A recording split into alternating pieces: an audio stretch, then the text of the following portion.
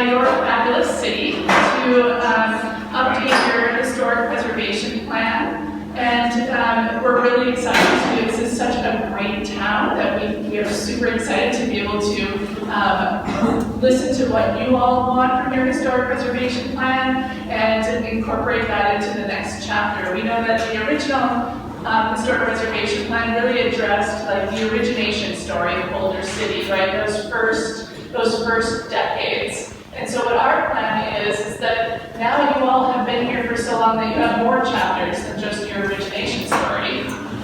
You've got 50s, 60s, 70s, and dare I say 80s of history, right? And so there's a lot more that needs to be recognized and celebrated. And so we plan on looking at getting you guys up to about 1980 as far as buildings go.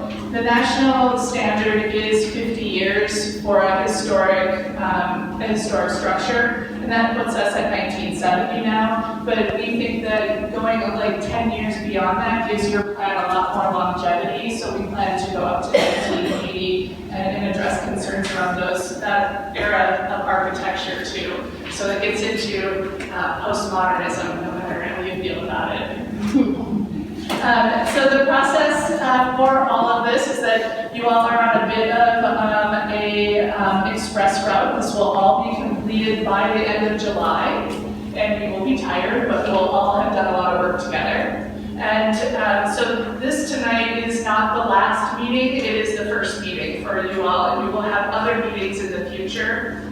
And so really tonight is for us to listen to you. We need to hear from you. This is a local historic preservation plan, so it has to come out of what it is that the community would like to see. And so we are here to listen.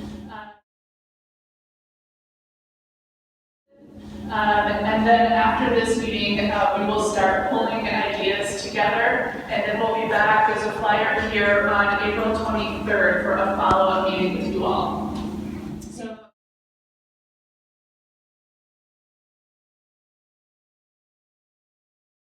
So I was also here last week. I met with the Historic Preservation Commission or Committee and spoke with them about things they would like to see. And we'll also be meeting with your City Council to get input from your City Council on what they would like to see as far as what goes into your Historic Preservation Plan.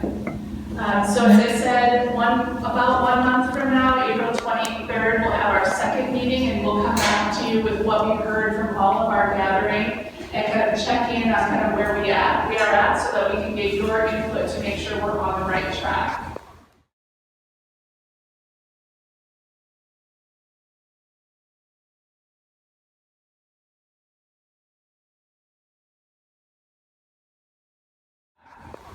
So after the 23rd, then we begin really putting that plan together for you and developing all that text that you'll see later. And then that draft report will get brought back to you for your input, and then we finalize it. And that draft also goes to the Historic Preservation Committee as well as to City Council before we finalize it.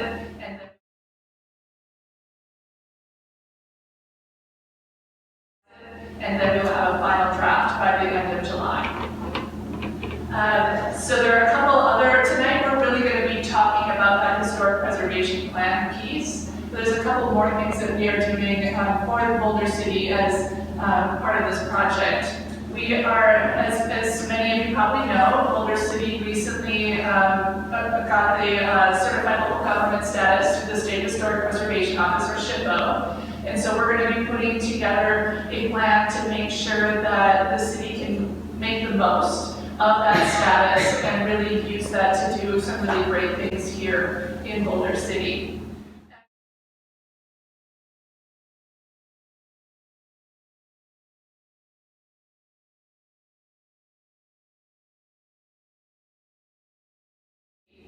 And also, because we know in the valley here in Southern Nevada, we are a tourism economy. We do a lot of tourism. We have an entire branch of our organization that is dedicated to tourism. And so we will be doing a tourism assessment of what you have here in Boulder City and what we think might be some good additions and things to consider going forward as far as tourism. So that's really what we're doing for you between now and the end of July, so you will be seeing a lot of us.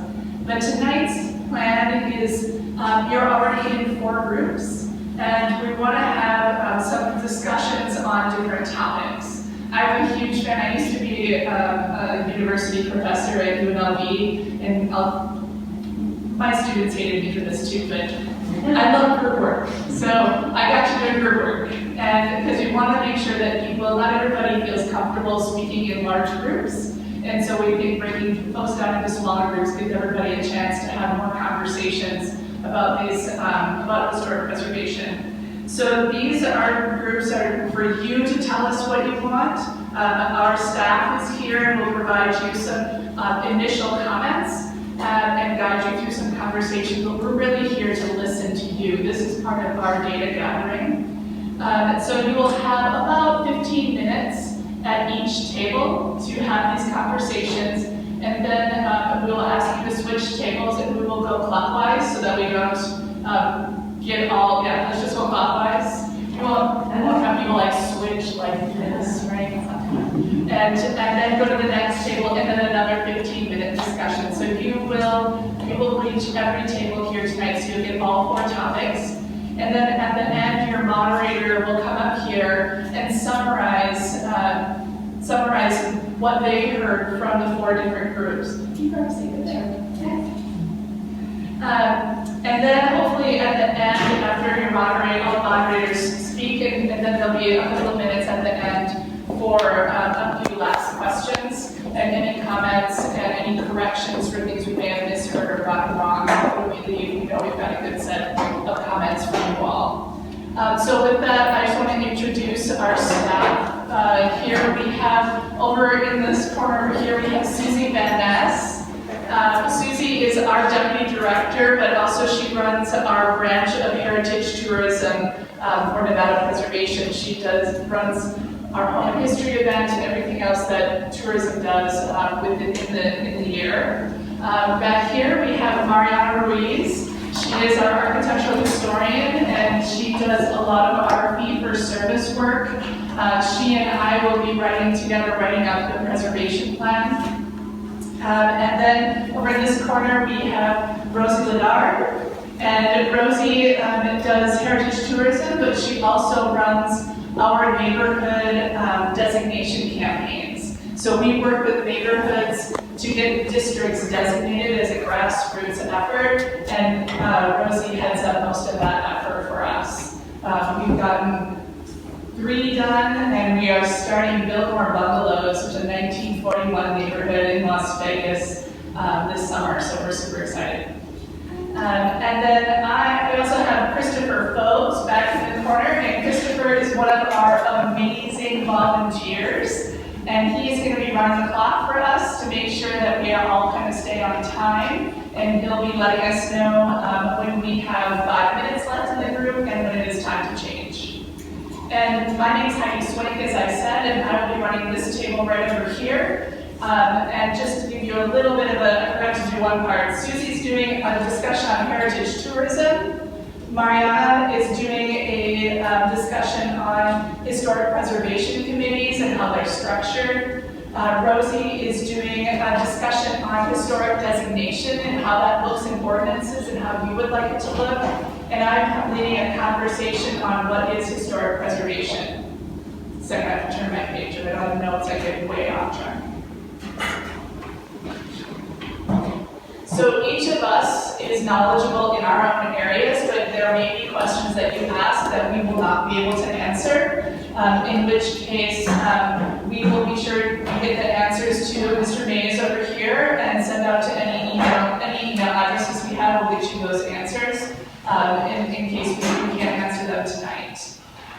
And then just some ground rules for participation, which I'm sure we all know, but it's always good to remind folks that we're all passionate about historic preservation. That's why we're here. But we just need to be sure that we know that we don't necessarily always all agree on what we should be doing for historic preservation. And we're not always going to agree. I always joke that my husband and I don't always agree. How am I going to agree with the whole town, right? So That's a totally normal thing, right? We just need to be respectful of other people's opinions, even when they diverge massively from our own.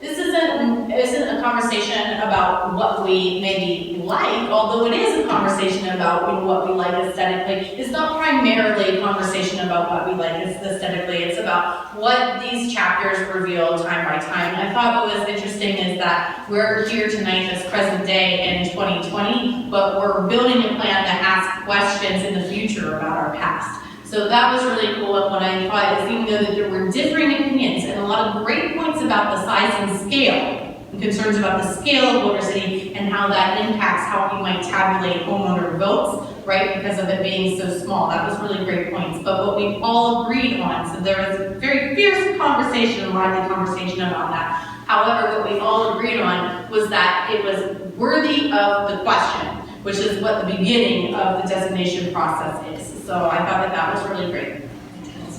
So one of the biggest takeaways was definitely you all feel that the HPC should enforce your ordinance. That was sort of the biggest takeaway from all the conversations. So one of the biggest takeaways was definitely you all feel that the HPC should enforce your ordinance. That was sort of the biggest takeaway from all the conversations. We all felt that an approval process should be put in place as well. You felt very strong about that. In terms of like professional backgrounds for some of your HPC members, some were pro, some were against, and I think overall we'd like more consultation from some of these professionals in your HPC. And the big thing was better communication between your HPC, your city officials, and the community, because that was a big thing that came about, and most people just had no idea what an ordinance was, where to find it, what your HPC does. So overall,